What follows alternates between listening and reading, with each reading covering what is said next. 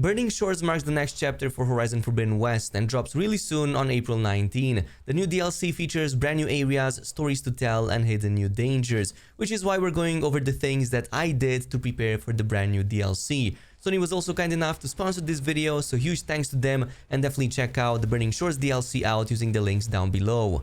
That being said, Burning Shores picks off right after the events of the main story, so the first thing you'll want to do is to make sure you finish that first, including the main quest called Singularity. Doing so will let you both jump right into the next DLC once it drops, but there are other advantages too, including the Sunwing Flying Mount, which will likely be needed to explore the new areas, but will also help a ton completing all the side content you still have left in the main game.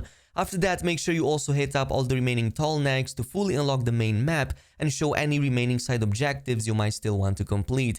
This brings us to the gear that you'll want to grab right away, and we'll start with the side quest called The Way Home, as this gives you the legendary Sky Killer, arguably one of the best spike throwers before New Game Plus. You get this quest a bit later, by the way, in Legacy's Landfall, and having the Sunwing here can save a lot of time as you need to travel between a few locations and collect a bunch of resources. This weapon is already great for the explosive damage that it offers, and I really like combining it with a splitting spike ability to make it cover larger areas and have a lot more impact. Now, for the remaining legendary armors and weapons, you will need to complete the challenges in the Maw of the Arena, since this will give you all the medals needed to buy them in the first place. If you haven't finished these yet, this is a great time to do so. They're really fun and not as difficult as they seem, especially if you take advantage of the enemy's weaknesses. Finishing all these challenges gives you more than enough to buy all the legendaries from the nearby vendor and get your endgame build going right away. As far as what I'm using to better prepare for the DLC, I went with the Nora Thunder Warrior armor for the extra buffs to concentration, stamina regen,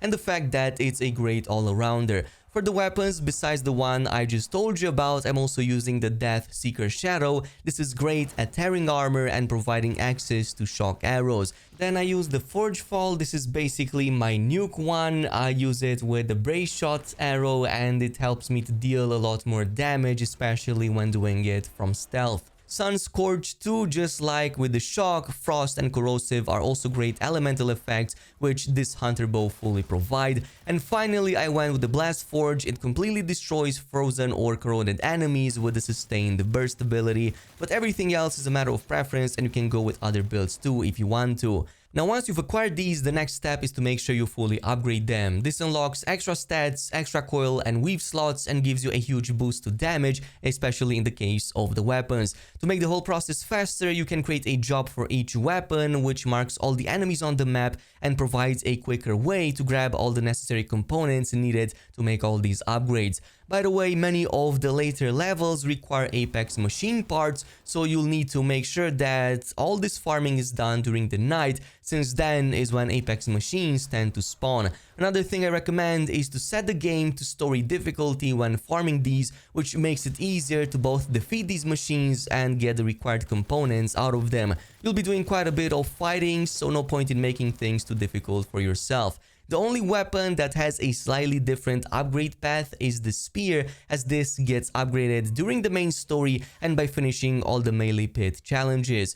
These challenges are quite quick if you pay attention to the instructions, and will have you perform different spear combos to better deal with human enemies. There are 4 melee pits in total that you can find, including the one in Chain Scrape, another one in the Scalding Spear, third one is found in Thorn Marsh, and finally the fourth one is in the Bulwark. As you complete them, you will get 3 different medals from all of them, which are going to be needed for the final challenge called the Enduring that you find right here up north on the map. Once you defeated this final contestant, you get a boost to spear damage, which can be quite significant if you like close range playstyles instead. Moving on to number 4, heading into the new DLC will likely provide access to new gear and upgrades, which is why you will want to get ready with some money and some components. The best metal scrap farm to this day is still the one with the 2 tremor tusks in the mountains northeast of the Bulwark. Again, playing at night and setting things to the story difficulty lets you make quick work of the 2 spawns in the area.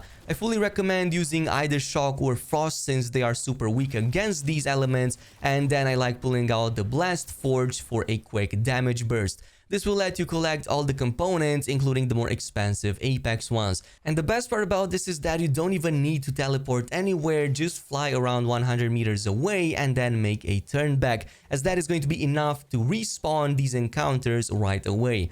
Doing so will give you tons of legendaries and epic mats, which you can then sell at any vendor in town for a major profit. It takes less than 20 minutes to farm around 30k metal scraps, so an hour of this should be enough to get you ready with all the money needed for the upgrades following in the Burning Shores DLC. At number 5, obviously weapon coils and armor weaves play a huge role into further buffing your damage, so besides the guaranteed ones from the main story, you'll want to hit a few of the hunting good merchants in all the major towns to grab the ones that you still lack. Going over a few recommendations here. For the Forge Fall, I like the stealth damage and the long range damage, since this makes your shots deal huge burst damage against unaware targets. For the Death Seeker's Shadow, either tier or component tier damage works great to take advantage of its already high tier damage. Sun Scourge, obviously full frost coils, as this lets us almost instantly freeze targets, and that's basically one of the main reasons we even use it in the first place. Explosive damage coils for the Sky Killer, and finally impact damage for the Blast Forge to further buff the damage on the bolts. Now many of these coils also drop from chests, and a few are exclusives from certain side quests, so here are a few recommendations that I have. One of them is to complete the Lofty Ambition side mission that you can find right here in the Still Sands. Definitely one of the coolest concepts in there, and during it you also get to fight a Stormbird that guaranteed drops the critical chance coil. Another one is the Burning Blooms, during which you fight a Shell Snapper that guaranteed drops an agility bonus damage. A great option, by the way, for Shredder Gauntlets if you prefer those weapons instead. And not only that, but you'll probably want these anyway for the extra remaining skill points that you might still need to fully max out Aloy. Moving on to number 7, one thing worth focusing on too is the satchels and the quivers, especially since they let you hold more arrows and other ammo types. These can make a huge difference during fights when you don't have to recraft them as often. An easy quick way to upgrade all of them at the same time is again to just create jobs for each one of them and then just hunt the creatures as indicated on the map. You can easily follow them from the jobs menu as you complete more and more until you're finished with all of them.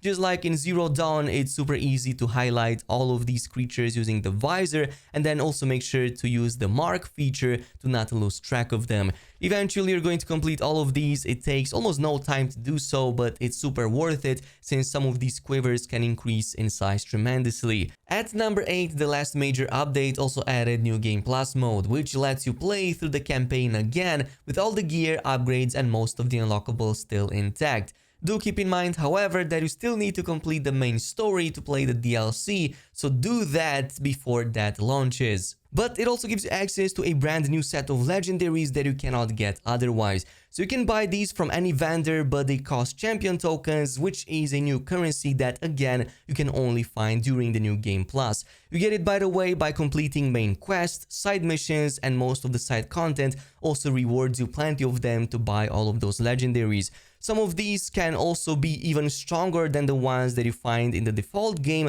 like for example Eerie's Downfall, which is a good upgrade from the Forge Fall. Forge Fall was already very strong with the advanced precision arrows, but its plasma options were kinda underutilized since that elemental is a bit weak. So the Downfall kind of fixes that, as it both provides advanced as well as elite precision arrows for even more damage. Also, Tears of the Land God replacing the Death Seeker's Shadow is another good example of why these weapons are totally worth it. Whatever you do, if you're planning to get this extra loot, make sure you finish the main story up to and including the Singularity quest before heading over into the Burning Shores. Finally, I wanted to let this one for last since technically New Game Plus kinda resets it, but you will want to unlock all the Cauldrons too for the creature override mechanic. There are 6 of these in total, including some during the main story, and are totally worth it to make these creatures your own mounts if you want to, or even companions in battle. These, as well as the Sunwing mount, reset in New Game Plus, and you will need to refinish the main story to grab them. So my best suggestion is to either unlock them all after you finish the New Game Plus, or have a separate save file close to max completion before you start New Game Plus as a separate mode. And that's about it with getting ready for Horizon Forbidden West Burning Shores. Again, definitely worth checking out the DLC, and I will give a big thanks again to Sony for sponsoring today's video.